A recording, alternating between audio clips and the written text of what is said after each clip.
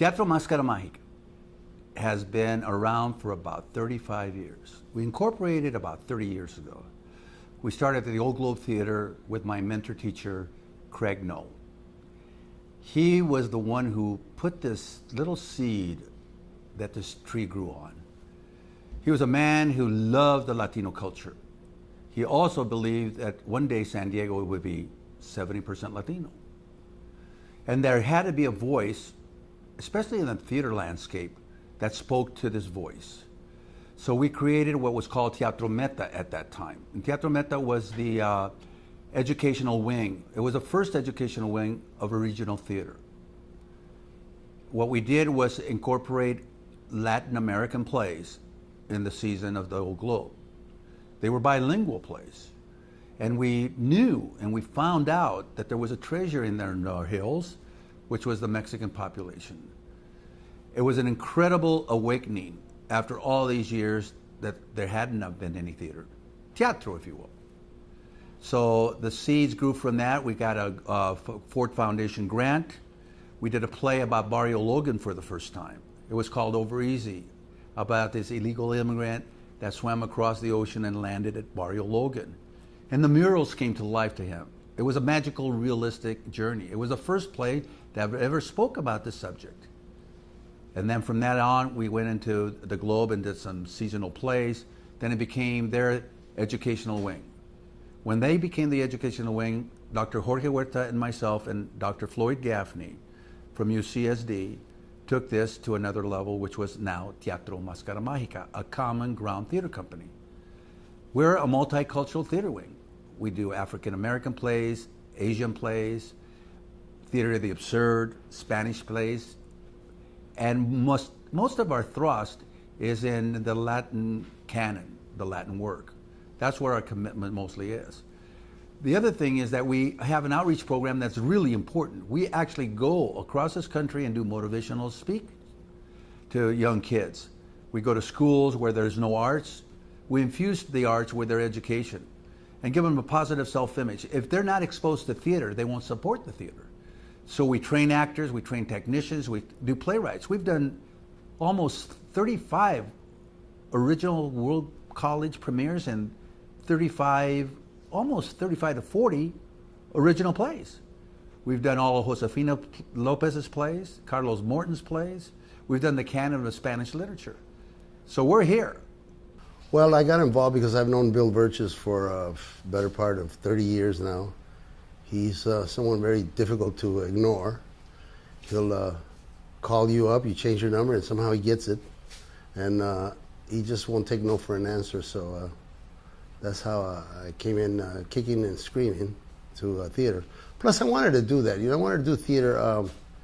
At the end of my career, I'd like to perhaps get an opportunity to teach.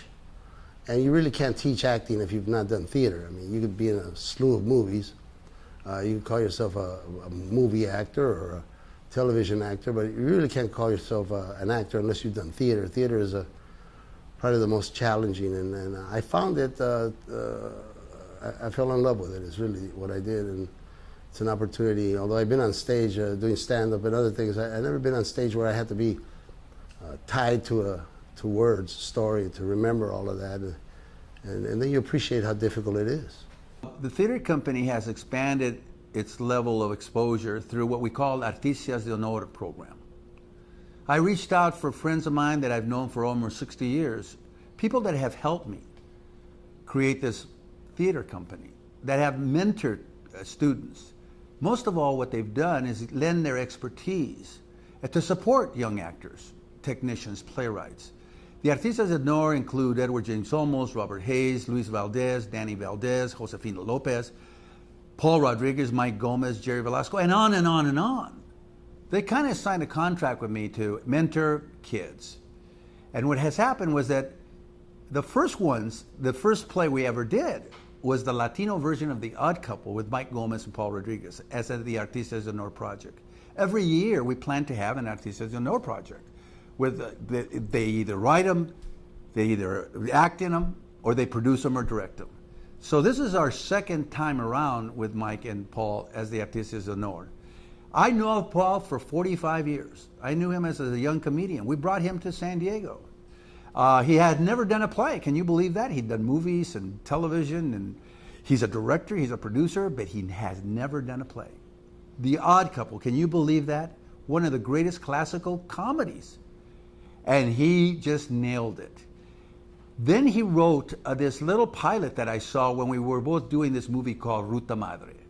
He brought the sizzle drill of Paul and Paul Rodriguez Jr. and Edward James Olmos on a couch about a pitch that they were doing, the Three Generations.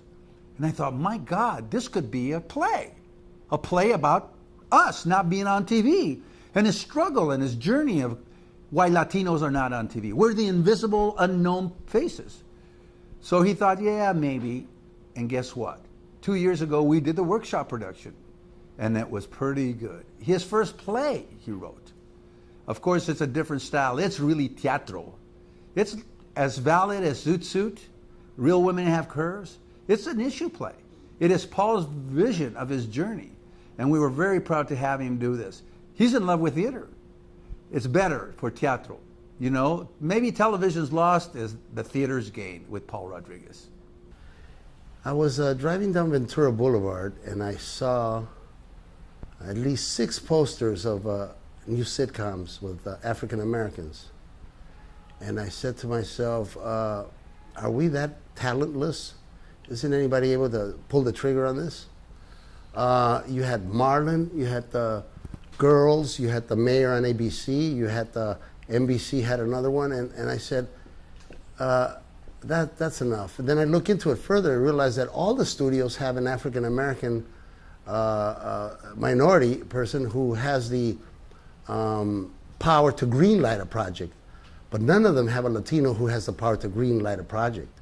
And what happens is that anytime you pitch to them, every study they have say that Hispanics will watch black programming or African American programming, and it makes sense to me because, you know, the barrio and the ghetto are right next door to each other in every city I've been to in America, and I've been to just about every city. So if you're an executive and you have the power to greenlight an African American project or a Latino project, knowing that it took you a long time to get this position, and there's less risk, I wouldn't say little, there's less risk in greenlighting an African American sitcom that will be watched by Latinos anyways, or greenlight a Latino project that may not be watched by African Americans. Their studies say that. I happen to disagree. But I figured we were moving in the wrong direction. I mean, when you realize that, you know, in the 50s and 60s, we had Desi Arnaz, we had the Joker was a Latino, Cesar Romero. We had a presence, a real presence in this. We had Chico and the Man, we had Eric Estrada, we had Ricardo Montalban. We had shows that we weren't an aberration, and you would think that 30, 40 years from now, today, that we would be commonplace. I mean, it doesn't reflect who we are. The census says that we surpassed African Americans in economic power. We surpassed them in numbers. And so why are we more numerous now and less visible? Something was wrong. This play is such a very, very special and particular play. There's such an important message that needs to be told, right? It is a communal experience that we're really talking about. Even though Paul wrote it, and it's his particular journey in pitching a television show about Latinos and experiences that he's gone through, it really is communal in that it is a communal experience that the Latino artistic community has gone through.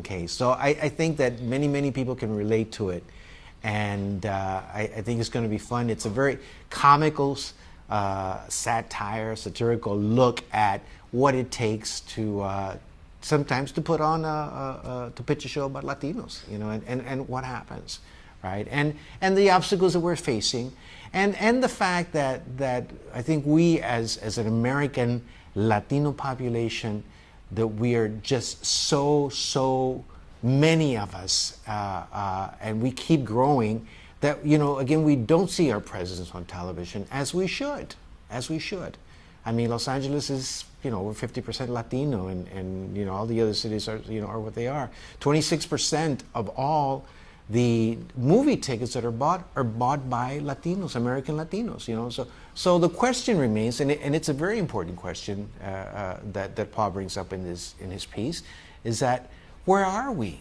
Why aren't we why don't we see Latino characters? But no one is going to walk out of my play and say, yeah, I laughed, it was funny, but I didn't like it. No, you laugh, it teaches you a lesson. With a little bit of sugar, the medicine goes down, I want this play was written for whoever wants to come and see it. Would I like Latinos to see it and get something out of it? Yeah. Exclusively Latinos? No. As a matter of fact, it'd be a lot better if non-Latinos saw it. Well, African Americans say, well, why are you blaming us? I'm not blaming you. I learned it from you,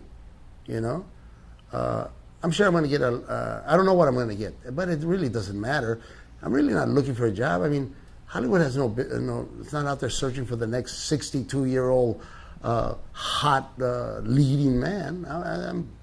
That ship has sailed for me. But it hasn't sailed for my son, and it hasn't sailed for our daughters and our kids who are going to come up. I just don't want to go to my grave knowing that another 40, 50 years are going to go by and we're moving in the wrong direction. Whenever they look back, a generation that will bring us to task, call us on the mat on this, I want them to know there was at least one person that you weren't pulling the wool over our eyes. I know exactly what you're doing. Every play has a message, right? Plays are to entertain the brain, right? To make us think and to do something about it. Teatro does that. It puts you on the spot. It makes you decide after the theater what you're going to do about it. So the play is about a point of view of one man's journey on how we can be exposed to the biggest screen in the world, the most influential screen in the world. If young Latinos do not see them faces on TV, what will they see? What will they turn out to be? If they don't hear their music, if they don't see their art, if they don't hear their language, what will we turn out to be? It'll be the death of us like the Native Americans. They'll be wiped out. And there'll be another point of view of a people who rule. So it's the exposure to this. I want them to understand this, that this theater is committed to say something relevant for people to decide what to do. Why don't we see Latino characters? I personally feel that part of it is that we, for whatever reason, have not been accepted as part of America, okay? Part of American society, okay? And I remember I was in a particular play called Zoot Suit, which actually kind of gave me my break in Hollywood 30 years ago. And one of the things that Luis Valdez, the author of the play, had written, he was very specific about saying, this is an American play, so that, in an American experience, so that people could get it in their head that we are part of America, right?